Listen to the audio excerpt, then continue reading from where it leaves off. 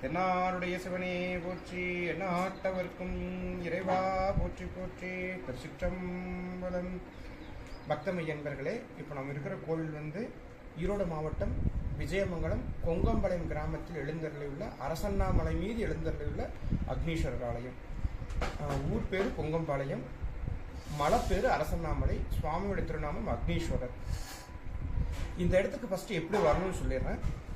Vijayamangalam டோல்கேட்லேருந்து towards ஈரோட்லேருந்து Erode அல்லது சேலத்துலேருந்து நீங்கள் கோயம்புத்தூர் போகிற வழியில் டோல்கேட் தாண்டினா ஃபஸ்ட்டு லெஃப்ட்டில் ரோடு ஒரு தார் ரோடு இறங்கும். அங்கேருந்து வந்தீங்கன்னா அரசாமலை கிட்ட வந்துடலாம். விஜயமங்கலம் டோல்கேட்லேருந்து ஒரு 4 to 5 கிலோமீட்டர்ஸ் வரும்.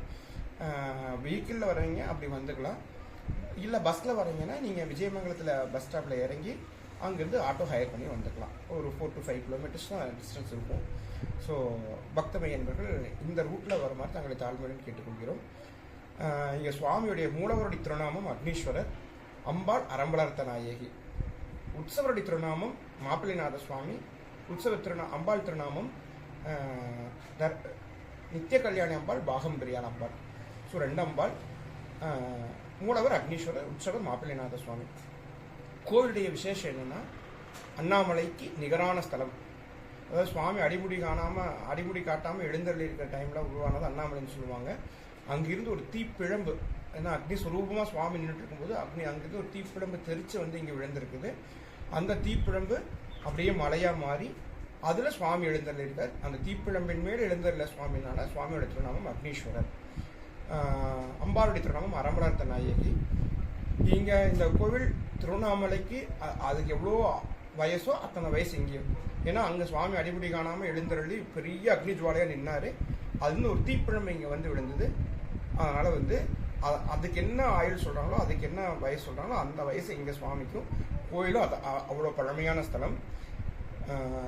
இங்கே வந்து அம்பாளுடைய திருநாமம் அரம்பலர்த்த நாயகி. தர்மகாரியங்கள் நிறையா செய்கிறதுக்காக அம்பாள் இங்கே எழுந்தருளிருக்காங்க.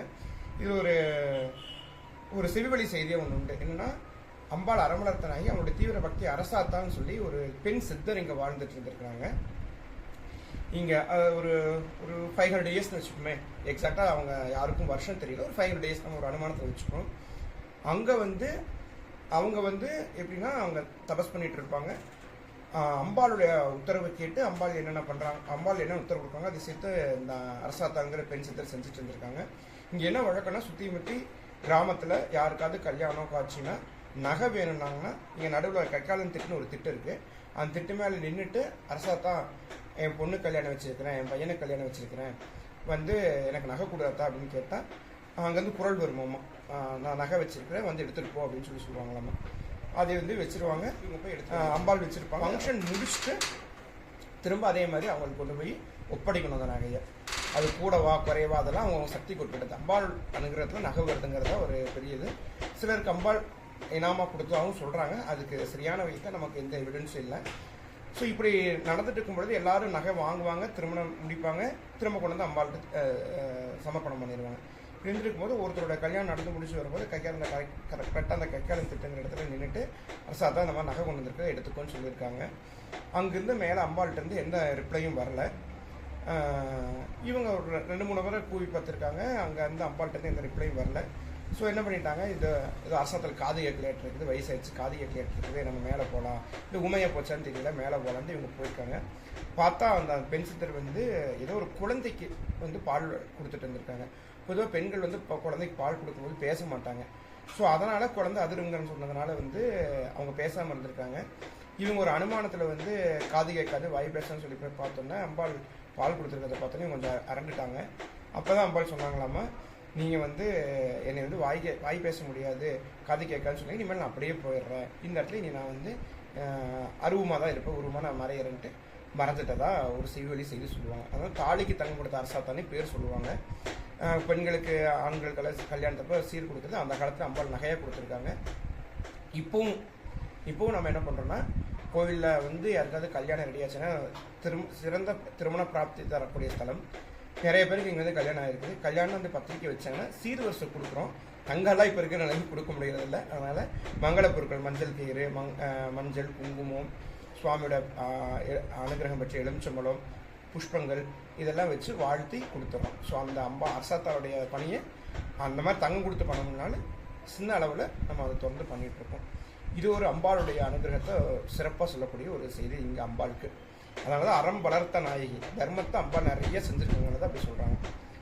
அடுத்தது இன்னொன்று என்னென்னா, ஒரு 20-25 வருஷத்துக்கு முன்னாடி பார்த்தீங்கன்னா தினத்தந்தியில் ஹனுமத்தாசன் ஒருத்தர் எழுதிட்டு இருந்திருப்பார், நாடி சொல்லும் கதைகள் அப்படின்ட்டு.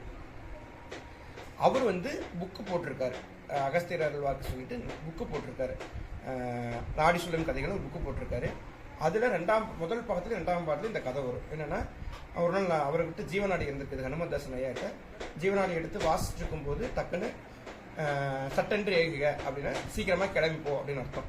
சட்டென்று ஏகுக என்று ஈரோட்டுக்கு அருகில் உள்ள ஒரு மலைக்கோவிலுக்கு சில எனக்கு உத்தரவு வந்தது, நானும் புறப்பட தயாரான்னு சொல்லி அவர் இந்த கதை எழுதியிருப்பார். பார்த்தீங்கன்னா அங்கேருந்து கிளம்பி வருவாங்க. இங்கே 3 நாள் நைட்டு தங்க சொல்லி உத்தரவு. இங்கே அன்னைக்கு இருந்த சூழ்நிலை ப்ளஸ் அவருடைய கதைகளில் அவர் என்ன எழுதியிருக்காருன்னா, இங்கே நைட்டு தங்கறதுக்கு அனுமதி இல்லை, அங்கே